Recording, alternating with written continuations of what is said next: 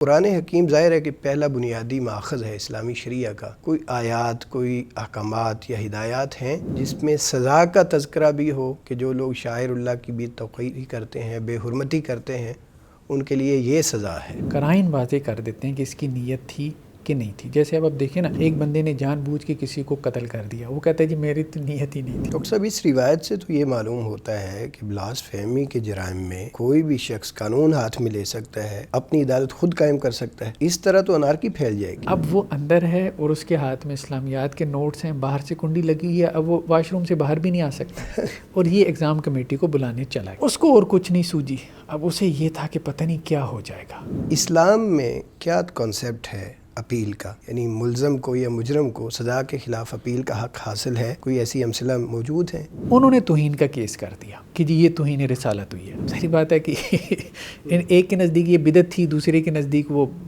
اب اس کے اوپر عمر قید کی سزا ہو گئی، مقامی عدالت نے دے دی۔ تو اس کا مطلب یہ ہے کہ مقامی عدالت کے ججز جو ہے وہ پریشر میں ہوتے ہیں۔ اسلامی نقطہ نظر سے کیا کسی شخص کو، ایون کسی صدر کو بھی یہ حق حاصل ہے کہ وہ توہین کے جو جرائم ہیں اس میں سزا معاف کر سکتے ہیں؟ 187 عیسائی ہیں، 494 494 قادیانی ہیں، 633 مسلمان ہیں، یعنی سب سے زیادہ 1335 کیسز ہیں 30 سالوں میں توہین کے۔ سب سے زیادہ توہین کے کیسز 633 مسلمانوں کے خلاف۔ بسم اللہ والصلاة والسلام علی رسول اللہ وبعد۔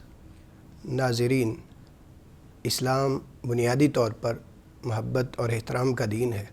خاص طور پر شاعر اسلام کی تعظیم اور توقیر کرنا اسلامی عقائد کا بنیادی حصہ ہے، اور شاعر اسلام میں اللہ عز و جل کی عظمت و تقدیس، پیارے نبی صلی اللہ علیہ وسلم کی حرمت اور توقیر، حضرات صحابہ کرام اور اہل بیت اعظام رضوان اللہ علیہم اجمعین کی عزت اور تعظیم شامل ہے۔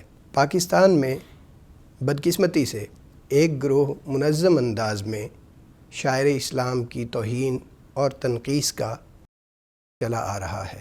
شاعر اسلام کی توہین کرنا قانون کی زبان میں بلاسفیمی کہلاتا ہے۔ بلاسفیمی کے حالیہ واقعات، دل خراش اور دل سوز واقعات کے تناظر میں سوال یہ ہے کہ بلاسفیمی کے جرائم سے متعلق اسلام کی ہدایات اور احکامات کیا ہیں؟ اسلامی احکامات سے آگہی اور رہنمائی کے لیے آج کے پروگرام میں ہم نے انوائٹ کیا ہے محترم ڈاکٹر حافظ محمد زبیر تیمی صاحب کو۔ آپ ایک نامور رائٹر، اسپیکر اور ڈیبیٹر ہیں۔ میں ڈاکٹر صاحب کا تہہ دل سے شکر گزار ہوں کہ آپ نے اپنی بے پناہ مصروفیات میں سے وقت نکالا اور ہمارے یہاں تشریف لائے ہیں۔ بہت شکریہ ڈاکٹر صاحب۔ ڈاکٹر صاحب، سب سے پہلے تو آپ ہمیں یہ رہنمائی فرمائیں کہ اسلام میں جو بنیادی شاعر ہیں، شاعر اسلام ہیں، شاعر اللہ ہیں، ان کی تعظیم اور تقدیس کا کیا تصور پایا جاتا ہے؟ بسم اللہ الرحمن الرحیم۔ دیکھیں، شاعر اللہ تو بیسیکلی بنیادی طور پہ خود قرآن مجید کی ایک اصطلاح ہے، اور قرآن نے جو ہے وہ اس کی تقدیس کی طرف اشارہ کیا۔ ان الصفا والمروۃ من شعائر اللہ، صفا اور مروہ کو شاعر اللہ میں سے قرار دیا۔ پھر ان کی تعظیم کا حکم دیا، ذالک ومن یعظم شعائر اللہ فانھا من تقوی القلوب، کہ اللہ کے شاعر کی تعظیم کرنا یہ دلوں کے تقوی کی علامت ہے، ایمان کی نشانی ہے۔ یعنی جو لوگ ایسا کرتے ہیں وہ متقی ہیں، اللہ سے ڈرنے والے ہیں۔ اسی طرح قرآن میں ایک اور جگہ پہ کہا گیا، یا ایھا الذین آمنوا لا تحلوا شعائر اللہ، یعنی یہ ایمان کے منافی ہے کہ آپ اللہ کے شاعر کی بے حرمتی کریں۔ لا تحلوا کا مطلب یہی آسان الفاظ میں کہ بے حرمتی کرنا، تو اللہ کے جو شاعر ہیں ان کی بے حرمتی بہرحال یہ ایمان کے منافی ہے، تو اس سے ہمیں منع کیا گیا۔ اب شاعر اللہ میں ہر وہ چیز آ جاتی ہے کہ جس سے اللہ کا شعور حاصل ہو، یعنی جو اللہ کی دین کے لیے ایک علامت بن کے ہمارے سامنے آ جائے۔ جیسے مسجد جو ہے وہ شاعر اللہ میں سے ہے۔ اس زمانے میں حج کے لیے جو قربانی کے جانور آتے تھے، قرآن نے خاص طور پہ ان کا تذکرہ کیا۔ ایون کہ کہا گیا کہ جن جانوروں کے گلے کے اندر وہ پٹا ڈال دیتے تھے، قلائد کا لفظ آتا ہے نشانی کے طور پہ کہ یہ قربانی کے جانور، ان کا ذکر کیا۔ پھر اسی طرح کہا گیا کہ جنہوں نے بیت حرام کا قصد کیا ہے، یعنی جو حاجی ہیں، اب ظاہری بات ہے وہ بھی ایک طرح سے شاعر اللہ میں سے آ جاتے ہیں، کیونکہ عرب ورلڈ میں ہم دیکھتے ہیں کہ چوری ڈکیتی وغیرہ یہ عام تھی۔ تو تو اب کم از کم یہ ہے کہ یہ حاجی ہیں، حالت احرام میں ہیں، ان کا احترام تو یہ سارا دور جاہلیت میں بھی پایا جاتا تھا، لیکن قرآن نے اپنے بیانات کے ذریعے اس کو ذرا زیادہ موقت کر دیا۔ تو قرآن ہے، رسول ہے، مسجد ہے اور قربانی کے جانور ہیں، تو اس طرح کی جتنی بھی چیزیں ہیں وہ سب اللہ کے شعائر میں سے آتی ہیں کہ جنہیں آپ سمجھیں کہ دیکھتے ہی اللہ کا شعور ہمارے ذہن میں اللہ کا تاشا ہو شعور جائے، اور اللہ کی یاد اور اللہ کے تو احکام۔ ان کا احترام ہمارے لیے واجب ہے۔ اچھا ڈاکٹر صاحب، آپ نے بتایا کہ ان کی عزت اور حرمت، ان کا بڑا بیان ہے، جیسے آپ نے قرآن حکیم کی کچھ آیات بھی کوٹ کی ہیں، تو دین اسلام میں اگر ان کی عزت اور حرمت اور عظمت کا اس قدر لحاظ رکھا گیا ہے اور ہمیں اس پر متوجہ کیا گیا ہے، تو ظاہر بات ہے کہ جو شخص ان کی توقیر کا، تکریم کا خیال نہیں رکھتا، توہین کرتا ہے، تنقیص کرتا ہے، اس پر بھی کوئی وعید ہوگی، کوئی زجر و توبیح، کوئی تنبیہ؟ قرآن نے تو اس کے لیے سیدھا سا کفر کا لفظ استعمال کیا، لقد سمع اللہ قول الذین قالوا ان اللہ فقیر ونحن اغنیاء۔ اللہ تعالیٰ نے ان لوگوں کی بات سن لی کہ جنہوں نے کہا کہ اللہ تعالیٰ فقیر ہے اور ہم غنی ہیں، مطلب یہود نے یہ بات کہی تھی کہ اللہ تعالیٰ ہم سے صدقہ مانگ رہا ہے، تو اس کا مطلب یہ ہے کہ اللہ تعالیٰ فقیر ہے۔ تو اس چیز کو یعنی اللہ کی طرف فقر کی نسبت کو اللہ تعالیٰ نے کفر قرار دیا۔ اسی طرح قل باللہ وآیاتہ ورسولہ کنتم تستہزئون، کہ اللہ اور اس کے رسول ہی تمہیں ملے ہیں کہ تم ان کا مذاق اڑاؤ، ٹھیک ہے۔ تو یہاں پہ بھی قرآن نے جو ہے وہ استہزاء کو کفر قرار دیا اور کہا کہ کفر تم کر چکے ہو، مطلب یہ آیت کے الفاظ ہیں۔ تو قرآن نے تو صراحت کے ساتھ اس چیز کو یعنی اللہ کے شاعر کی بے حرمتی کو جانتے بوجھتے، جو آمدن ہو، انٹینشنلی ہو، تو اس کو قرآن نے جو ہے وہ کفر تک قرار دیا ہے۔ تو بہرحال یہ ایک بڑا جرم ہے، ایک بڑا گناہ ہے۔ اب جیسے آپ فرما رہے ہیں کہ قرآن حکیم انہیں واضح الفاظ میں کفر سے تعبیر کرتا ہے، کفر کا نام دیتا ہے، تو قرآن حکیم ظاہر ہے کہ پہلا بنیادی ماخذ ہے اسلامی شریعہ کا۔ کوئی آیات، کوئی احکامات یا ہدایات ہیں جس میں سزا کا تذکرہ بھی ہو کہ جو لوگ شاعر اللہ کی بے توقیری کرتے ہیں، بے حرمتی کرتے ہیں، ان کے لیے یہ سزا ہے؟ دیکھیں خاص طور پہ نبی کے کانٹیکس میں تو ہمیں چیزیں ملتی ہیں، والذین یؤذون رسول اللہ لہم عذاب علیم، جو لوگ اللہ کے رسول کو اذیت پہنچاتے ہیں، تکلیف دیتے ہیں، تو ان کے لیے دردناک عذاب ہے۔ تو یہ عذاب کا لفظ جو ہے وہ بولا گیا ہے، اگرچہ بعض لوگوں نے اس کی تعبیر یہ کر لی ہے کہ عذاب سے مراد اخروی عذاب ہے۔ جی میں یہی سوال کرنا چاہتا تھا کہ یہ جو وعید آئی ہے، اخروی وعید ہے یا دنیا میں بھی اس کی سزا کا کوئی ذکر ہے؟ نہیں دیکھیں، اس سے اخروی وعید تو ہے ہی ہے، کیونکہ عذاب کا لفظ یہ بات ٹھیک ہے کہ قرآن میں آخرت کے عذاب کے لیے عام طور پہ بولا گیا، لیکن ایسا نہیں ہے کہ قرآن میں ہر جگہ یہ اصطلاح آخرت کے عذاب کے لیے بولی گئی ہے۔ مطلب اس اصطلاح کا استعمال جو ہے وہ دنیاوی جو پنشمنٹ ہے اس کے اوپر بھی ہوا ہے۔ جیسے سورہ نور میں ہم دیکھتے ہیں جب زنا کی حد کو بیان کیا گیا تو وہاں پہ آخر میں الفاظ ہیں وَلْيَشْهَدْ عَذَابَهُمَا طَائِفَةٌ مِّنَ الْمُؤْمِنِينَ، صحیح، کہ وہ جو زنا کرنے والا مرد اور عورت ہیں تو ان کے عذاب کے وقت اہل ایمان کا ایک گروہ حاضر رہے، تو وہاں عذاب کا لفظ استعمال ہوا زنا کی حد کے لیے، جو کہ 100 کوڑے ہیں۔ تو گویا کہ دنیاوی طور پہ بھی جب حد نافذ ہوگی تو وہ اللہ کا ایک جو ہے وہ عذاب ہے۔ حدیث رسول صلی اللہ علیہ وسلم قرآن مجید کی توضیح اور تفسیر اور تبیین کرتی ہے، تو اس قسم کی جو آیات ہیں جس میں شاعر اللہ کی بے حرمتی پر اور بے توقیری پر تنبیہ ہے یا وعید ہے، کچھ ریفرنس آپ دے دیں تو اس سے مزید وضاحت ہو جائے گی کہ شاعر اللہ کی بے توقیری پر جو وعید ہے اس میں دنیاوی سزائیں بھی شامل ہیں۔ تو کیا کچھ حدیث آتی ہیں اس سے متعلق؟ وہ تو کافی ساری روایات ہمیں ملتی ہیں۔ دیکھیں صحیح بخاری کا معروف واقعہ ہے کعب بن اشرف کا جو قتل ہے، جو یہودی سردار تھا کعب بن اشرف۔ اب اس کے قتل میں یہ الفاظ واضح طور پہ موجود ہیں کہ اللہ کے نبی صلی اللہ علیہ وسلم نے باقاعدہ کہا، مجلس میں کہا کہ کون ہے جو کعب بن اشرف کے مقابلے میں مجھے جو ہے وہ اس کی اذیت اور تکلیف سے نجات دے۔ اور وہاں پہ یہ الفاظ بھی ہیں کہ اس نے اللہ اور اس کے رسول کو اذیت دی۔ تو محمد بن مسلمہ نے یہ بات پھر پوچھی رضی اللہ عنہ کہ کیا آپ کو یہ پسند ہے کہ میں اسے قتل کر دوں؟ تو اللہ کے رسول نے کہا نعم، یعنی باقاعدہ کہا، اجازت دی۔ پھر وہ ساری مہم جو ہمیں واقعہ ملتا ہے کعب بن اشرف کا قتل ہوا کس طرح سے ہوا۔ اسی طرح اور بھی روایات ملتی ہیں۔ سنن ابی داؤد کی ایک روایت ہے کہ ایک یہودی عورت تھی جو کہ آپ علیہ السلام کی ہجو کرتی تھی، تو کسی صحابی نے اس کو قتل کر دیا. تو آپ علیہ السلام کو جب معلوم ہوا تو آپ نے اس کے خون کو رائے گاں قرار دیا. تو مطلب روایات کافی زیادہ ہیں. ڈاکٹر صاحب اس روایت سے تو یہ معلوم ہوتا ہے کہ بلاسفیمی کے جرائم میں کوئی بھی شخص قانون ہاتھ میں لے سکتا ہے، اپنی عدالت خود قائم کر سکتا ہے. اس طرح تو انارکی پھیل جائے گی. دیکھیں کچھ لوگوں نے اس سے یہ استدلال کیا ہے کہ بلاسفیمی کے کیس میں جو ہے وہ آپ خود عدالت لگا سکتے ہیں. اچھا. اور آپ کو پتہ بھی ہے وہ ہمارے یہاں کیسز ایسے ہیں بھی کہ لوگوں نے اپنی عدالتیں لگا لی.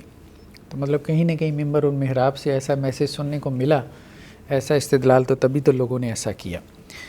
لیکن ایک تو بات یہ ہے کہ اس روایت کے اوپر غور کرنے کی ضرورت ہے، کیونکہ بعض روایات سے ہمیں یہ بھی علم ہوتا ہے کہ آپ علیہ السلام کے سامنے یہ کیس پیش ہوا. صحیح. مطلب وہ مسلسل ایسا کر رہی تھی، ٹھیک ہے، اور وہ صحابی نے آپ علیہ السلام کے سامنے یہ کیس رکھا اور اس کا بھی اظہار کیا. جیسے ہمیں عام طور پہ روایتوں میں ملتا ہے نا کہ جب بھی کسی منافق کا معاملہ سامنے آتا تھا تو صحابہ کہتے تھے اللہ کے رسول گردن مار دوں. خاص طور پہ حضرت عمر کا آتا تھا. تو آپ علیہ السلام منع کرتے تھے، منافقین کے معاملے میں منع کرتے تھے کہ میں اس کو پسند نہیں کرتا. کہیں لوگ یہ کہنا نہ شروع کر دیں کہ محمد صلی اللہ علیہ وسلم نے اپنے لوگوں کو قتل کرنا شروع کر دیا. ان صحابی کی کیس میں آپ علیہ السلام خاموش رہے. ٹھیک ہے، تو اس لیے وہ جو دوسرے لوگ ہیں ان کا پوائنٹ مطلب ہمیں لگتا ہے کہ ریزنیبل ہے، اور وہ توجہ جو ہے وہ معقول ہے کہ اصل چیز کیا ہے کہ اسٹیٹ اور ریاست کی جو ہے وہ یہاں پہ اجازت موجود تھی. آپ علیہ السلام کی جو خاموشی تھی اس کو تائید اور تصویب پہ جو ہے وہ محمول کیا گیا. تو بہرحال ہم یہی کہیں گے کہ نظم کو ہاتھ میں لینا یہ مناسب نہیں ہے، چونکہ یہاں معاملہ آپ علیہ السلام کے سامنے پیش ہو چکا تھا. ایک طرح سے آپ ہی جو ہے وہ قاضی بھی تھے، جج بھی تھے، اور آپ ہی حکمران بھی تھے. تو اب ایک عام آدمی کا معاملہ اور ایک صحابی کی عدالت بہرحال فرق ہے. ٹھیک ہے جی. تو صحابی اگر کسی پہ کوئی الزام لگا رہا ہے تو ہم کہتے ہیں کہ وہ عادل ہے، اس کا جو ہے وہ بات کو ہم مانیں گے. لیکن ایک عام آدمی تو جھوٹ بھی بول سکتا ہے، اور ہمارے یہاں ایسے کیسز رپورٹ بھی ہوئے ہیں کہ لوگوں نے کہ افواہ تھی، ہاں افواہ پھیل گئی، بعد میں جب تحقیق ہوئی تو اصل حقائق کچھ اور تھے. ہاں یہ بھی ہو سکتا ہے، اور کوئی کسی کے اوپر جھوٹا الزام بھی لگا سکتا ہے.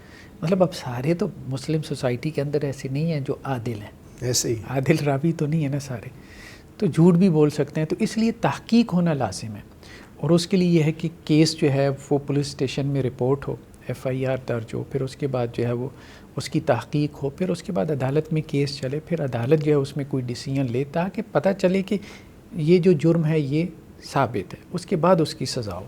ابھی جرم ثابت ہی نہیں ہوا اور آپ اس کی سزا دینے لگ جائیں گے تو یہ مطلب پاسبل نہیں ہے نا، یہ ممکن نہیں. ہاں اس میں ایک بات یہ کی جا سکتی ہے کہ اگر کسی بندے نے قانون ہاتھ میں لیتے ہوئے ایسا کر دیا، جی، اگر اس سے یہ ہو گیا ہے جذبات میں، جذبات، ایمانی غیرت میں آ کر، اور واقعتاً اگلا بندہ مجرم تھا، اس نے جرم کیا ہے، تو پھر عدالت کیا کرے گی؟ ہاں اگر تو عدالت یہ فیصلہ کرتی ہے کہ یہ مجرم تھا، جو مقتول تھا، کلڈ پرسن مجرم تھا، توہین ثابت ہوتی ہے، ٹھیک ہے، تو پھر اس بندے سے قصاص نہیں لیا جائے گا. ہاں اس کو نظم توڑنا یا قانون میں ہاتھ میں لینا، اس کی کوئی تعزیری سزا ہو سکتی ہے. صحیح.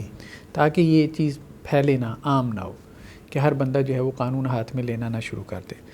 دوسری صورت یہ ہو سکتی ہے کہ عدالت میں یہ پروو ہو جائے کہ وہ جو کل پرسن تھا اس کے اوپر الزام تھا، جھوٹا الزام تھا، پروپوگنڈا تھا، افواہ تھی، تو وہ بندہ جو ہے وہ جانتے بوجھتے اس نے مطلب اس وجہ سے مار دیا، تو پھر اس سے قصاص لیا جائے گا. اگر یہ ثابت ہو کہ اس نے مسٹیکنلی مارا ہے تو پھر اس کے اوپر دیت ہوگی، وہی قتل خطا کی صورت میں جو 100 اونٹ ہے. ٹھیک ہے، تو یہ کیا جا سکتا ہے. ڈاکٹر صاحب ابھی آپ نے ایک لفظ استعمال کیا ہے، تعزیری سزا دی جائے گی. تو اسلام کے فوجداری نظام میں، قانون میں ظاہر ہے سزائیں دو قسم کی ہیں، ایک حد ہے، دوسری تعزیر. اور سامعین، ناظرین کو معلوم رہنا چاہیے کہ حد وہ سزا ہوتی ہے جو اسلامی، جو کتاب و سنت میں موجود ہو، مقرر کردہ ہو، طے شدہ ہو، اس میں کسی حکومت کو، کسی عدالت کو کمی بیشی کا اختیار نہیں ہوتا. اور تعزیر میں حکومت وقت یا جج جو ہے اپنے طور سے اس میں کمی بیشی کر سکتا ہے، کچھ بھی مقرر کر سکتا ہے. تو بلاسفیمی کو جو جرائم ہے سر، اس پر جو سزا ہے اسے آپ حد کہیں گے یا تعزیر کہیں گے یا اس میں کچھ تفصیلات ہوں گی؟ دیکھیں اس پہ تو فقہا کا اتفاق ہے کہ اگر کوئی مسلمان جو ہے وہ اہانت کا یا توہین کا ارتکاب کرتا ہے، مثال کے طور پہ رسول کو گالی دیتا ہے، معاذ اللہ، ایسا کرنے سے وہ مرتد ہو جائے گا، ظاہری بات ہے اسلام میں نہیں رہے گا، دائرہ اسلام سے نکل جائے گا، کیونکہ یہ وہ چیز ہے جو اس کے کلمے کو جو ہے وہ توڑ دیتی ہے، نواقض ملت میں سے ہے۔ اب ایسی صورت میں اس کے اوپر ارتداد کی سزا یا حد نافذ ہوگی، اور ارتداد کی سزا یہی ہے کہ اس کو قتل کیا جائے گا۔ مطلب اس کے اوپر تو کنسنسس ہے، اتفاق ہے یا اجماع ہے، صحیح، کہ مسلمان اگر توہین کا ارتکاب کرتا ہے تو اس کی حد جو ہے، حد مطلب وہ حد سے مراد وہی ارتداد والی حد، کہ اس کو وہ مرتد پہلے ڈکلیئر کریں گے، پھر اس کے بعد جو ہے وہ اس کی یہ سزا بیان کریں گے کہ وہ قتل ہے۔ دوسری صورت ہے ذمی کی، یعنی کسی اسلامی ریاست کے اندر مسلم اسٹیٹ میں کوئی نان مسلم ہے، اگر وہ توہین کا ارتکاب کرے، اب اس کا مسئلہ تو ارتداد کا نہیں بنتا، وہ پہلے سے ہی کافر ہے۔ اب اس کے بارے میں اختلاف ہو گیا، میجورٹی جو فقہا کی ہے، یعنی ائمہ ثلاثہ، امام احمد، امام مالک، امام شافعی رحمہ اللہ، وہ یہ کہتے ہیں کہ ایسا کرنے سے اس کا جو عہد ہے اسٹیٹ کے ساتھ وہ ٹوٹ جاتا ہے، جو معاہدہ ہے اس کا اسٹیٹ کے ساتھ۔ تو اب جب اس نے اسٹیٹ کے ساتھ وہ عہد توڑ دیا تو یہ بغاوت ہے، اور بغاوت کی سزا قتل ہے۔ صحیح۔ لیکن امام ابو حنیفہ علیہ رحمہ کے نزدیک جو ہے اس سے اس کا عہد نہیں ٹوٹتا۔ وہ یہ دلیل دیتے ہیں کہ وہ آلریڈی شرک کر رہا ہے، اور شرک کے بارے میں کہا گیا کہ یہ اللہ کو گالی دینے کے مترادف ہے۔ صحیح۔ اللہ کا بیٹا ماننا ظاہری بات ہے، بعض روایتوں میں آتا ہے کہ یہ اللہ کو گالی دینا ہے۔ تو اب وہ کہتے ہیں کہ اللہ کو گالی دینے سے اس کا عہد نہیں ٹوٹا، تو رسول کو گالی دینے سے اس کا عہد کیسے ٹوٹے گا؟ مطلب یہ انہوں نے ایک دلیل قائم کی ہے۔ ہاں، اس میں پھر انہوں نے یہ بات کہی ہے کہ اس میں جو سزا ہے وہ حدن نہیں ہے۔ اچھا، انہوں نے تو حد بنائی ہے ائمہ ثلاثہ نے، اور وہ حد بنائی اس کی فساد فی الارض ہے، محاربہ کی یا بغاوت کی یا جو بھی آپ کہیں۔ جی۔ تو انہوں نے کہا کہ اس کے اوپر تعزیر ہوگی۔ اب تعزیری سزا میں کیا اس کو قتل کی سزا دی جا سکتی ہے؟ تو یہ کہتے ہیں ہاں، تعزیری سزا جو ہے وہ مصلحتاً یا سیاستاً قتل کی سزا ہو سکتی ہے، لیکن ہماری نظر میں یہ کمزور پہلو ہے۔ اچھا سر، میں نے اس میں آپ سے سوال کیا تھا کہ یہ حد ہے یا تعزیر، آپ نے اس کے جواب میں فرمایا کہ اس میں دو صورتیں بنتی ہیں، ایک تو یہ ہے کہ ارتکاب کرنے والا مسلم ہے، دوسری یہ ہے کہ وہ نان مسلم۔ ایک تو بلاسفیمی کا وہ جرم ہے جس کا تعلق اللہ تعالیٰ کے ساتھ ہے یا رسول اللہ صلی اللہ علیہ وسلم کی توہین کے ساتھ ہے۔ کچھ بلاسفیمی کیسز اس طرح کے بھی ہیں کہ صحابہ کرام یا اہل بیت سے متعلق کسی نے اہانت کا رویہ اختیار کیا ہے، یا قرآن حکیم ہے یا مسجد ہے، جیسے آپ نے کہا یہ ساری چیزیں شاعر اللہ میں آتی ہیں۔ تو اس بنیاد پر، اس تناظر میں اگر ہم دیکھیں تو پھر بھی حد اور تعزیر کا فرق کیا جا سکتا ہے۔ دیکھیں، جو حد کا معاملہ ہے نا، وہ رسول اللہ صلی اللہ علیہ وسلم کے حوالے سے تو ہمیں ملتا ہے، باقی چیزوں میں اس طرح سے ہمیں حد کا معاملہ، مطلب حد سے مراد ہم لے رہے ہیں یہ قتل کی جو سزا ہے، جی، تو وہ ہمیں اس طرح سے نہیں ملتا۔ تعزیری سزا جو ہے وہ لاگو کی جا سکتی ہے۔ مثال کے طور پہ سنن نسائی کی ہمیں روایت ملتی ہے کہ کسی نے حضرت ابو بکر کو گالی دی رضی اللہ عنہ، تو ایک اور صحابی نے کہا کہ میں اس کو قتل کرتا ہوں، تو حضرت ابو بکر رضی اللہ عنہ نے کہا کہ یہ جو ہے نا اللہ کے رسول کے علاوہ کسی کے لیے جائز نہیں۔ سبحان اللہ۔ مطلب یہ آپ علیہ السلام کے ساتھ خاص تھی۔ تو اس کا مطلب یہ ہے کہ خلافت راشدہ میں بھی یہی کانسیپٹ اور تصور تھا کہ یہ آپ علیہ السلام کے ساتھ ہی قتل کی جو سزا ہے یہ خاص ہے، اس کے علاوہ جو ہے تعزیری سزا ہو سکتی ہے۔ مطلب کوئی صحابہ کو برا بھلا کہتا ہے تو ہم یہ کہہ رہے ہیں، ایون کہ آج کل بھی ہیں لوگ ہیں جو گالی بھی دے دیتے ہیں، تو اس کے لیے تعزیری سزا ہو سکتی ہے، اس کے لیے قتل کی سزا نہیں ہے۔ اچھا ڈاکٹر صاحب، آپ نے خلافت راشدہ کی بات کی ہے، تو چونکہ اسلامی تاریخ میں انتہائی سنہرا دور ہے، ہم اس پر بلا شبہ فخر کرتے ہیں کہ جب اسلام عملاً نافذ تھا۔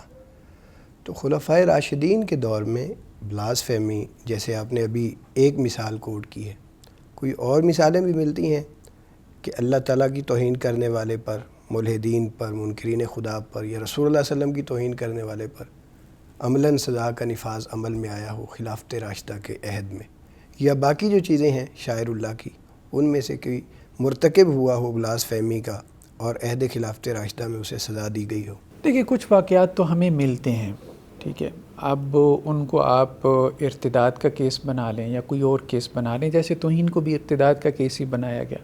اب وہ واقعہ بہت معروف ہے کہ کچھ لوگوں نے حضرت علی رضی اللہ عنہ کو جو ہے وہ خدا کہنا شروع کر دیا تھا، مطلب ایک فرقہ ایسا پیدا ہو گیا تھا، سبائیہ جنہیں کہتے تھے، عبداللہ بن سبا کی طرف جن کی نسبت ہے۔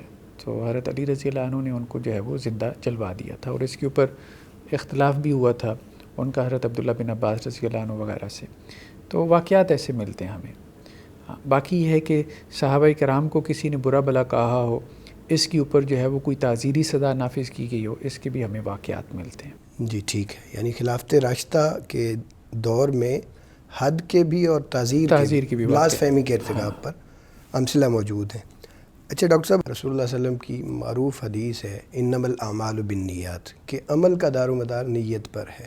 عام کیسز میں مجرم کو نیت کی بنیاد پر اس کی سزا میں کیا تخفیف ہے، اور خاص طور پر کیا اسی بنیاد پر جو بلاس فہمی کا مرتکب ہے اس کو بھی کوئی رستہ مل سکتا ہے کہ وہ یہ دعویٰ کرے کہ میری نیت نہیں تھی، بلا نیت اور بلا ارادہ مجھ سے یہ ہو گیا ہے؟ دیکھیں نیت کا تو اعتبار ہے، ایون کہ دیکھیں قتل جیسے جرم میں بھی نیت کے اعتبار کی وجہ سے اس کی قسمیں بنا دی گئی کہ یہ عمدن قتل ہے یا قتل عمد ہے تو اس میں قصاص ہے، اور اگر یہ قتل خطا ہے، ٹھیک ہے، اس کا نیت نہیں تھی اس کو قتل کرنے کی لیکن اس سے ہو گیا، جیسے کار ایکسیڈنٹ میں ہو گیا، ٹھیک ہے، تو اب قتل تو ہو گیا بندہ، تو اب اس میں قصاص نہیں ہے، اس میں دیت ہے۔ تو نیت کا اعتبار تو ہمیں ملتا ہے، صحیح، یہ بات تو ہے۔ تو اس لیے اس کیس میں بھی میرے خیال میں نیت کا اعتبار تو ہے۔ وہ توبہ کی ایک معروف روایت ہے کہ ایک بندہ لک و دک صحرا میں جو ہے وہ اپنی اونٹنی کے اوپر کھانے پینے کا سامان لے کے جو ہے وہ سفر کر رہا ہے، اور کہیں وہ راحت کے لیے بیٹھا ہے اور اس کی اونٹنی اچانک گم ہو گئی، ٹھیک ہے، اور پھر وہ موت کے انتظار میں بیٹھ گیا اور اچانک اس کی اونٹنی سامنے آ گئی، تو شدت جذبات میں یا خوشی میں اس کی زبان سے یہ الفاظ نکل گئے کہ اے اللہ تو میرا بندہ ہے اور میں تیرا رب۔ وہی بات ہے، بہت بڑے الفاظ ہیں، بڑے الفاظ، بہت بڑے الفاظ ہیں۔ تو یہ تو بلاس فہمی بنتی ہے، لیکن یہ ہے کہ اس کو بلاس فہمی تو شمار نہیں کیا گیا، بلکہ اس کو تو مطلب ایک تحسین کے انداز میں بیان کیا گیا ہے کہ اتنی خوشی جتنی اس بندے کو ہوئی اتنی اللہ تعالیٰ کو جو ہے وہ اپنے اس بندے سے ہوتی ہے جو اللہ کے حضور واپس لوٹ آتا ہے۔ نیت کا اعتبار ہے، نیت کا اعتبار دیکھا جائے، بات ہے، بالکل۔ جو حالیہ کیسز چل رہے ہیں ہمارے یہاں کورٹس میں بلاس فہمی کے، ایک شخص ہے اس کے اوپر یہ دعویٰ ہے، ملزم ہے کہ اس نے بلاس فہمی کا ارتکاب کیا ہے، ثبوت کے طور پر چیزیں بھی پیش کی جا رہی ہیں، لیکن وہ جواب دعویٰ کے طور پر یہ کہتا ہے کہ میری کوئی نیت نہیں تھی، میرا کوئی ارادہ نہیں تھا۔ تو کیا اس کے اس دعوے کا کہ نیت اور ارادے کے بغیر مجھ سے یہ ارتکاب ہو گیا، اس کی سزا میں کوئی تخفیف ہوگی یا اس کو فائدہ ہوگا کورٹ اسلامی نقطہ نظر سے؟ دیکھیں بات یہ ہے کہ اصل میں نیت جو ہے نا وہ تو قرائن سے متعین ہوگی، صرف اس کے دعوے سے نہیں، ٹھیک ہے، قرائن واضح کر دیتے ہیں کہ اس کی نیت تھی کہ نہیں تھی۔ جیسے اب دیکھیں نا، ایک بندے نے جان بوجھ کے کسی کو قتل کر دیا، وہ کہتا ہے جی میری تو نیت ہی نہیں تھی، صحیح۔ اب عدالت جو ہے وہ پورا جو کرائم کا جو وہ سین ہے اس کا جائزہ لے گی، دیکھے گی، پھر اس کے بعد فیصلہ کرے گی ہاں اس کی ٹینشن تھی کہ نہیں تھی، مطلب گولی اس نے کہاں ماری، وہ سارا کچھ ایک ایک چیز جو کہ وہ عدالتوں میں جرح چلتی ہے۔ میرے ذہن میں ایک واقعہ آ رہا ہے ہماری مطلب ایک یونیورسٹی میں، تو میں بچوں کو پڑھاتا تھا، تو وہاں پہ اسلامک اسٹڈیز کا پیپر تھا بچوں کا، تو 3 گھنٹے کا پیپر ہوتا ہے، بچے درمیان میں واش روم بھی جاتے ہیں، تو فائنل پیپر ہو رہا تھا، بچوں کو آپ روک بھی نہیں سکتے، تو اب بچے بہرحال ان کے ذہن میں مطلب چیٹنگ بھی کرتے ہیں وہ اس بہانے سے، تو یونیورسٹی کو بھی پتہ ہوتا ہے، تو یونیورسٹی نے اپنے بندے چھوڑے ہوتے ہیں واش روم کے باہر کے، جو بچہ زیادہ دیر لگائے تو اس کو ذرا دیکھو۔ تو ایک بچہ گیا اور اس نے واش روم میں زیادہ دیر لگائی، تو باہر جو لڑکا تھا ڈیوٹی پہ تو اس کو شک ہوا، تو اس نے جو ہے وہ کرسی رکھ کے اور اوپر سے جھانک کے دیکھا واش روم میں، تو وہ لڑکے نے اندر اسلامیات کے نوٹس پڑھے تھے، وہ اس کو پڑھ رہا تھا، اس نے اس کو دبکا مارا کہ تو پکڑا گیا ہے اور میں اب کمیٹی کو بلواتا ہوں. ایگزام کمیٹی ہوتی ہے, آپ کو پتہ ہے. جی ظاہر ہے. اور دوسرا اس نے کام کیا کیا, اس لڑکے نے جو واچ مین تھا, اس نے باہر سے کنڈی لگا دی. اچھا, اب وہ اندر ہے اور اس کے ہاتھ میں اسلامیات کے نوٹس ہیں, باہر سے کنڈی لگی ہوئی ہے, اب وہ واش روم سے باہر بھی نہیں آ سکتا, اور یہ ایگزام کمیٹی کو بلانے چلا گیا, رنگے ہاتھوں پکڑا گیا. اس کو اور کچھ نہیں سوجی. اب اسے یہ تھا کہ پتہ نہیں کیا ہو جائے گا. اس نے ان نوٹس کا بنایا گولا. اس نے کہا سب سے پہلے تو ایویڈنس غائب کروں نا, مطلب اس وقت جو بھی اس کے ذہن میں آیا, اور اس نے وہ گولا بنا کے جو ہے وہ فلش میں ڈال دیا, اور اس کے اوپر جو ہے وہ فلش کا پانی بہا دیا. اب وہ زیادہ تھے کاغذ, وہ پھنس گئے. اتنی دیر میں ایگزام کمیٹی آ گئی اور انہوں نے آ کے وہ سارا کچھ نکالا. اب اگر ہم اس کیس کو تھوڑا سا بغور, وہ خیر بہرحال اس کے پیپر وغیرہ سارا کچھ کینسل ہوا, سارا کچھ ہوا. اب اس کیس کو اگر ہم بغور دیکھیں تو اب اس میں یہ ہے کہ اس بچے نے غلط کیا ہے. ہم یہ نہیں کہہ رہے کہ اس نے ٹھیک کیا, غلط کیا, لیکن اس کی توہین کی نیت نہیں تھی. کرائن یہی بتا رہے ہیں. صحیح. اس کا اصل مقصد یہ تھا کہ اچانک وہ ڈسٹرب ہوا, اور مطلب مقصد اس کا تھا کہ کسی طرح میں کیس سے بچ جاؤں, میرے اوپر کوئی بہت برا کیس نہ ہو جائے اور میری ڈگری داؤ پہ نہ لگ جائے. کیا اس نے غلط ہے اپنی ڈگری بچانے کے لیے, لیکن وہ اس نے تھوڑے وقت میں ڈیسیژن لینا تھا, جو اس نے غلط ڈیسیژن لیا. اب اس کو کوئی تعزیری سزا دی جا سکتی ہے, جیسے یونیورسٹی نے دی کہ اس کا پیپر کینسل کر دیا, سارا کچھ وہ کر دیا, ٹھیک ہے. لیکن اب ایسے کیسز میں اب تو کرائم سے میرے خیال میں اندازہ ہو سکتا ہے. میں بھی یعنی نیت کا اعتبار تو کیا جائے گا, لیکن فیصلہ جج نے کرنا ہے, فیصلہ جج نے کرنا, کرائم کیا ہے, کن حالات میں یہ ارتکاب کیا گیا. ڈاکٹر صاحب, ہمارے یہاں جو عدالتی ایک نظام ہے, ایک پروسیجر ہے, اس میں ایک شخص کو سزا ہو جاتی ہے. لوئر کورٹس میں اسے سزا ہوئی, اس نے اپیل دائر کر دی, اپر کورٹ میں, ہائی کورٹ میں, اور آگے ایک سلسلہ ہے جو چلتا رہتا ہے. اسلام میں کیا کانسیپٹ ہے اپیل کا, یعنی ملزم کو یا مجرم کو سزا کے خلاف اپیل کا حق حاصل ہے؟ کوئی ایسی امثلہ موجود ہیں؟ دیکھیں, اس کی مثالیں ہمیں خلفائے راشدین کے دور میں تو ملتی ہیں, ٹھیک ہے, کہ بعض اوقات مطمئن نہیں ہوتے تھے مقامی, جیسے وہاں تو گورنرز ہوتے تھے نا مختلف, جو مطلب یہ بصرہ کا گورنر ہے, یہ کوفہ کا گورنر ہے, یہ شام کا گورنر ہے, اس طرح سے مختلف گورنرز ہوتے تھے. حضرت ابوبکر کے دور میں بھی تھے, حضرت عمر, حضرت عثمان, حضرت علی رضی اللہ عنہ کے دور میں. تو بعض اوقات ہوتا تھا کہ گورنر کے ساتھ کوئی اختلاف ہو جاتا تھا, تو وہ کیس پھر آتا تھا جیسے امیر المومنین حضرت عمر رضی اللہ عنہ کے پاس. تو یہ تھا, تو اس میں کوئی حرج کی بات نہیں ہے. اگر جو لوئر کورٹ ہے اس کے ڈیسیژن کے اوپر اس کو عدم اعتماد ہے کہ یار میرے ساتھ, اور لوئر کورٹ جو ہے نا ان کے اوپر پریشر ہوتا ہے, یہ بات ٹھیک ہے. اب جیسے دیکھیں ہمارے ایسے کیسز ملتے ہیں. 2011 کا کیس ہے کوٹ ادو, ضلع مظفر گڑھ. وہاں کی مقامی عدالت نے ایک دیوبندی امام مسجد, ان کا نام محمد شفیع تھا اور ان کے بیٹے کا نام اسلم تھا, ان کو عمر قید کی سزا دی توہین کے کیس میں. توہین کیا ہوئی تھی ان سے کہ ان کا کریانہ سٹور تھا, کریانے سٹور کے سامنے جو ہے کسی بریلوی نے عید میلاد کانفرنس کا پوسٹر لگا دیا. اب اچھا, وہ تو میلاد النبی کو مانتے ہیں, ٹھیک ہے, یہ دیوبند والے اور اہل حدیث والے تو نہیں مانتے, یہ تو اس کو بدعت کہتے ہیں. مسئلہ کی ایک اختلاف ہے. انہوں نے وہ پوسٹر پھاڑ دیا, مطلب انہوں نے کہا بھئی ہمیں چڑھانے کے لیے ہمارے ادھر لگا رہے ہو, تو انہوں نے وہ پوسٹر پھاڑ دیا. میلاد النبی کا پوسٹر تھا. انہوں نے توہین کا کیس کر دیا کہ جی یہ توہین رسالت ہوئی ہے. اب ظاہری بات ہے کہ ایک کے نزدیک یہ بدعت تھی, دوسرے کے نزدیک وہ مطلب سنت تو نہیں کہہ سکتے, سنت تو وہ بھی نہیں کہتے, لیکن بہرحال انہوں نے اس کو کرتے ہیں وہ. تو اب اس کے اوپر عمر قید کی سزا ہو گئی, مقامی عدالت نے دے دی. تو اس کا مطلب یہ ہے کہ مقامی عدالت کے ججز جو ہے وہ پریشر میں ہوتے ہیں اور مسئلہ کی عصبیت سے بھی متاثر ہوتے ہیں.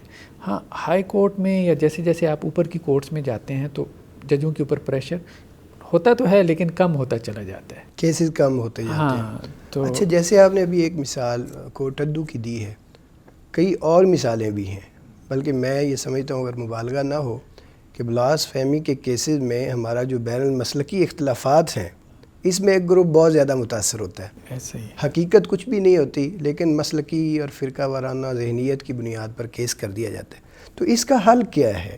یعنی 295C ہے اگر, تو اس میں کوئی ایسی امینڈمنٹ کی ضرورت ہے یا کسی نوٹ کی ضرورت ہے اس کا ناجائز جو استعمال ہے, بے جا استعمال, اسے روکا جائے. یہ بات آپ کی ٹھیک ہے کہ اس کا بے جا استعمال ہوا ہے، اہل حدیث کے خلاف بھی ہوا ہے. مطلب ایک اور کیس جو ہے ابھی میں نکالا تھا 2006 میں، تحصیل حاصل پور کا کیس تھا. ایک گاؤں کے اندر اہل حدیث مسجد زیر تعمیر تھی، تو وہاں بریلویوں کی مسجد آلریڈی تھی تو انہیں پسند نہیں تھا، تو وہ بریلوی عالم ان کے خلاف سپیکر کھول دیتے تھے. لیکن انہوں نے ہمت کی. اچھا ہوا یہ کہ یہ مسجد بن گئی، اب آپس میں وہ لگتی نہیں تھی، ایک مسئلہ کی وہ ہے.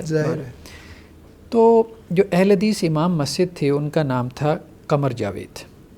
تو مسجد میں پھٹے پرانے قرآن کے اوراق تھے تو انہوں نے وہ جلا دیے. اصل میں مسئلہ یہ ہے کہ قرآن کے جو اوراق ہیں اگر پاؤں میں رول رہے ہوں، جیسے قرآن پھٹ جاتا ہے جسے ہم کہتے ہیں شہید ہو جاتے ہیں، تو اس کو کیسے ڈسپوز کریں. تو اس میں فقہا کا اختلاف ہے. بعض نے کہا قبرستان میں دفن کر دیں، بعض نے کہا نالے میں بہا دیں. اب نالے بھی گٹر بنے ہیں، سیدھی سی بات ہے، نہر میں یا دریا میں یا باقی ہوں. تو حضرت عثمان رضی اللہ عنہ کے زمانے میں وہ جلائے گئے تھے، ٹھیک ہے.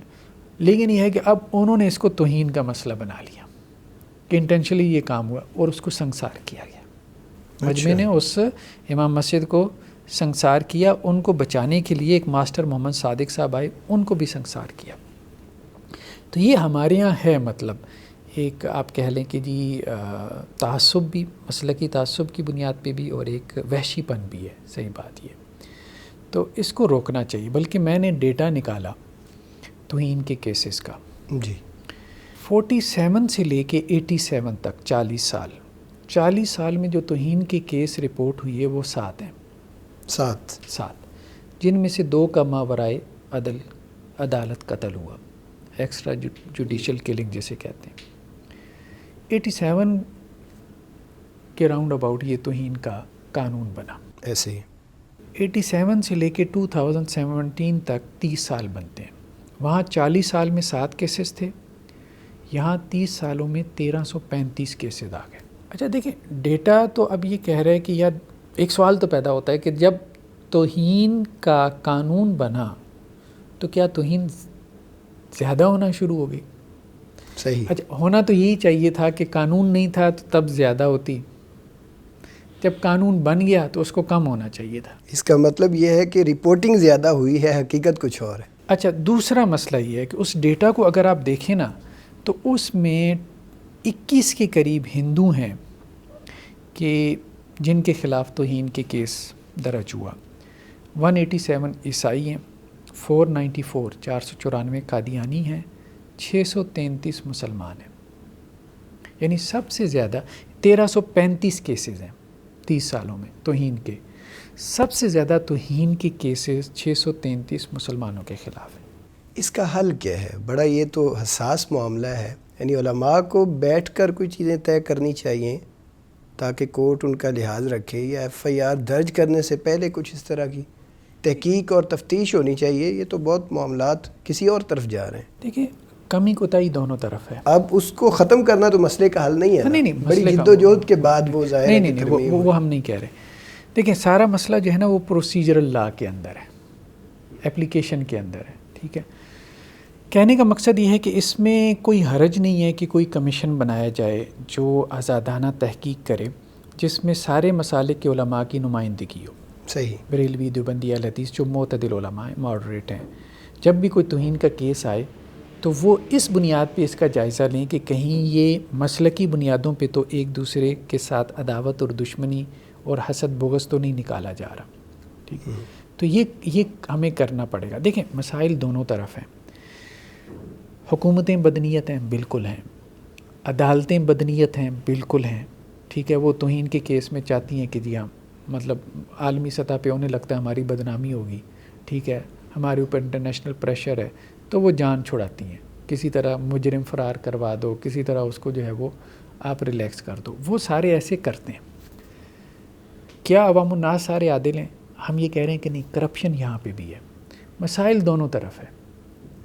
وہ اپنی جگہ بدنیت ہیں، وہ نہیں چاہتے کہ توہین کا جو مرتکب ہے اس کو سزا ہو، یعنی جس کا ارتکاب ثابت بھی ہو گیا نا.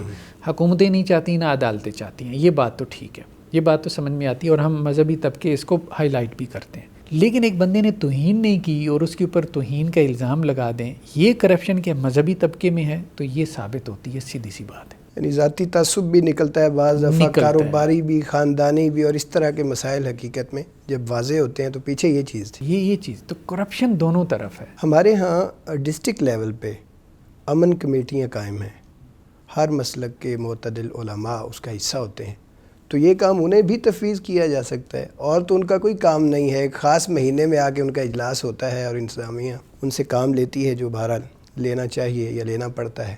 تو امن کمیٹیاں بھی یہ کام کر سکتی ہیں بڑے اچھے انداز میں. یہ بات بھی ٹھیک ہے آپ کی، لیکن یہ ہے کہ اس میں سارے مسالے کے لوگوں کی نمائندگی ہو اور ان کے کنسنسس سے ہو.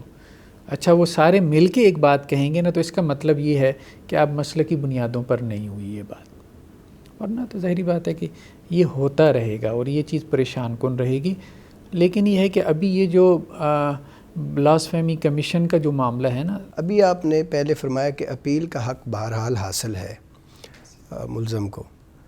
وہ اپیل دائر کرتا کرتا ہائی کورٹ سے سپریم کورٹ تک جاتا ہے اور پھر صدر تک جا پہنچتا ہے، اور بعض دفعہ صدر اس کی جو سزا ہوتی ہے، ایون سزائے موت، اسے بھی معاف کر دیتا ہے. تو بلاسفیمی کیسز میں اگر کوئی شخص اپیل دائر کرتا کرتا صدر تک مثلا پہنچ جائے تو اسلامی نقطہ نظر سے کیا کسی شخص کو، ایون کسی صدر کو بھی یہ حق حاصل ہے کہ وہ توہین کے جو جرائم ہیں اس میں سزا معاف کر سکتے ہیں؟ سزا کی معافی کا اختیار اور حق اسلامی نقطہ نظر سے کس اتھارٹی کے پاس ہے؟ دیکھیں نہیں، سزا کی جو معافی ہے نا، مطلب توہین کا کیس تو خیر ویسے ہی سینسٹیو ہے. توہین کے کیس کے علاوہ بھی اگر آپ بات کریں، مثال کے طور پہ جو ہے وہ قصاص کے تحت کسی کو سزائے موت ہونی ہے، تو صدر کو تو یہ حق حاصل نہیں ہے کہ وہ اللہ کی حدود میں سے ایک حد جو کسی کے اوپر واجب ہوگی اس کو نافذ کر سکے. اس کا تو یہ اختیار ہی نہیں. یہ تو سیدھا سادہ ہم شریعت میں تبدیلی کا اختیار اس کو دے رہے ہیں. یہ نہیں. اللہ کے نبی صلی اللہ علیہ وسلم کے پاس جب کیس آیا چوری کا، مجھے بتائیں، ٹھیک ہے، تو آپ علیہ السلام نے جو ہے وہ معاف نہیں کیا. اور وہ سفارش کرنے والے بھی کون تھے؟ ٹھیک ہے، تو لیکن آپ علیہ السلام نے کیا کہا کہ فاطمہ بنت محمد رضی اللہ عنہ اگر وہ بھی جو ہے وہ چوری کرتی تو ان کا بھی ہاتھ اسی طرح سے کاٹا جاتا. حالانکہ آپ علیہ السلام تو اللہ کے رسول تھے. ٹھیک ہے، کہنے کو وہ کہہ سکتا تھا کہ جی آپ تو لیجسلیٹر تھے، آپ تو معاف کر سکتے تھے، لیکن نہیں، آپ نے نہیں کیا. تو اب آپ کے بعد جو ہے وہ کسی اور کو کیا یہ حق اور اختیار ہے کہ جب اللہ کی حد کسی کے اوپر ثابت ہو جائے تو وہ اب اللہ کے علاوہ تو کسی اور کا اختیار نہیں ہے اس کو معاف کرنے کا، کیونکہ وہ اللہ کی طرف سے ثابت ہوئی ہے. آخری سوال ڈاکٹر صاحب یہ ہے کہ ابھی جو حالیہ واقعات چل رہے ہیں، بہت بڑا کیس ہے، ایک بہت بڑا ایشو ہے. اس میں کئی پارٹیاں ہیں، مدعی ہیں، ملزم ہیں، جج صاحبان ہیں، اور پھر عوام بھی ہے. ظاہر ہے ہر شخص اس سے متاثر ہو رہا ہے. تو آپ کیا پیغام دینا چاہیں گے، کیا نصیحت کرنا چاہیں گے ملزم پارٹی کو، مدعی پارٹی کو، ایون کہ جج صاحبان کو، اور عام نوجوان کو جو سوشل میڈیا پہ بڑے ایکٹیو ہوتے ہیں، کہ ان معاملات میں، ان مسائل میں ہمیں کیا رویہ اختیار کرنا ہے اور کیا نہیں کرنا؟ دیکھیں، اس میں میرے خیال میں ہر بندے کو جو ہے نا وہ اپنی رسپانسبلٹی، اپنا فرض ادا کرنا چاہیے. عدالتیں جب جان چھڑائیں گی نا، اور حکومتیں جب مجرم جن کا جرم ثابت ہوگا ان کو یہاں سے بھگا دیں گی راتوں رات، تو معاشرے کے اندر بے چینی پیدا ہوگی، قیاس اور انارکی جو ہے وہ پھیلے گی، اور پھر لوگ جو ہے نا وہ ماورائے عدالت قتل کریں گے. یعنی 62 قتل ہوئی ہیں 87 سے لے کے ماورائے عدالت، صرف قتل 62 ہوئی ہیں، تھوڑا نمبر نہیں ہے. اس کا مطلب ہے لوگوں کا اعتبار اور اعتماد نہیں ہے عدالتی نظام. ہاں، اس کی وجہ یہی ہے. تو وہ اعتبار انہیں قائم کرنا پڑے گا. یعنی وہ یہی کہتے ہیں نا یار، مطلب 2-4 میں تو سزائیں تھیں، کوئی نافذ تو کرو نا، کوئی ہمیں مطلب ملے تو صحیح نا. تو کہنے کا مقصد یہ ہے کہ عدالتوں سے اگر اعتماد اٹھ جائے گا تو پھر لوگ قانون اپنے ہاتھ میں لینا شروع کر دیں گے. اور اب یہ سوسائٹی میں عام ہونا شروع ہو گیا. دوسرے مسائل میں بھی مطلب لوگ کہتے ہیں یار میرا بھائی مارا گیا، تو اب تو عدالت سے تو کوئی انصاف مل رہا کوئی نہیں، تو خود ہی مار دو، تو مار دیتے ہیں. یہ صورتحال بن چکی ہے. تو انارکی پھیلے گی. تو عدالتوں کو اپنا فرض ادا کرنا چاہیے، عوام کو اپنا فرض ادا کرنا چاہیے کہ قانون ہاتھ میں نہ لیں. قانون کے ادارے موجود ہیں، تھانے موجود ہیں، عدالتیں موجود ہیں، تو چیزوں کو ان کی طرف جو ہے وہ ریفر کریں. جب ہر بندہ اپنے اپنے فرائض پورا کرے گا، اپنی رسپانسبلٹی ادا کرے گا، تو میرے خیال میں معاملات بہتری کی طرف جائیں گے. جی بہت شکریہ ڈاکٹر صاحب. ناظرین، آپ نے ہمارا پروگرام سنا، امید ہے آپ کو پسند آیا ہوگا. ہمیں آپ کے تاثرات کا اور تجاویز کا انتظار رہے گا. اجازت دیجیے، اللہ حافظ.